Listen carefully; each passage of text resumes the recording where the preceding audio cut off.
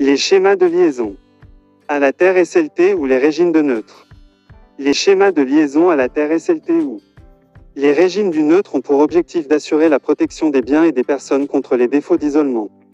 Ils constituent une boucle appelée boucle de défaut permettant l'écoulement des courants de défaut et ainsi solliciter les dispositifs de protection par coupure automatique. Tout cela, en vue d'éviter les risques d'électrisation, voire d'électrocution, liés à l'article Danger de l'électricité et prévention, anciennement dénommé régime de neutre. Voici une brève présentation des 3 schémas de liaison à la Terre utilisés en distribution basse tension. Le conducteur neutre et les masses métalliques. Chaque schéma se différencie par le mode de connexion du neutre de la source d'alimentation par rapport à la Terre, ainsi que la manière dont on met à la Terre les masses métalliques de l'installation. Pour résumer simplement, le mode de liaison à la Terre de ces 2 éléments va conditionner des paramètres liés à la sécurité des personnes et du matériel. Petit rappel, le conducteur neutre n'est rien d'autre qu'un fil issu du point neutre d'une source d'alimentation. Exemple, un transformateur électrique triphasé possède 3 enroulements dans sa partie secondaire. Chaque enroulement représente une bobine de fil de cuivre connectée à une phase.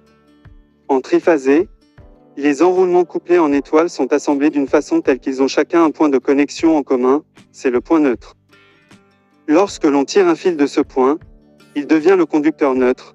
On caractérise le régime du neutre par 2 lettres.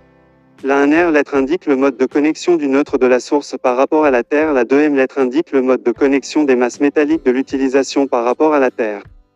Ainsi, schéma TT, le neutre de la source est relié à la Terre et les masses métalliques de l'utilisation sont reliées à la Terre différentes de la première. Schéma TN, et ses variantes, TNC, TNS et TNCS, le neutre de la source est relié à la Terre, et les masses métalliques de l'utilisation sont reliées au neutre.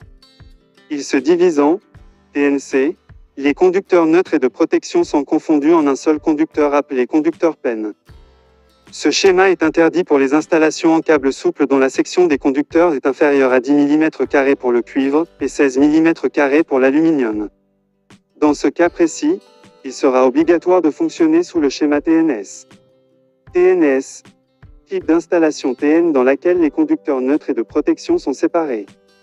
TNCS, TNC plus TNS, la partie TNS sera toujours après la partie TNC. Il est interdit, après la partie TNS, de revenir en TNC. Schéma I, le neutre de la source est isolé de la Terre ou impédant et les masses métalliques sont reliées à la Terre. Finalement, j'espère que cet article vous sera utile et si vous avez des remarques ou des questions, vous pouvez toujours les mettre en commentaire. N'oubliez pas de laisser vos questions ou vos remarques dans les commentaires. Pour plus d'informations, visitez notre chaîne. Spécialisée dans l'électricité, abonnée à la chaîne Othman Gabardi.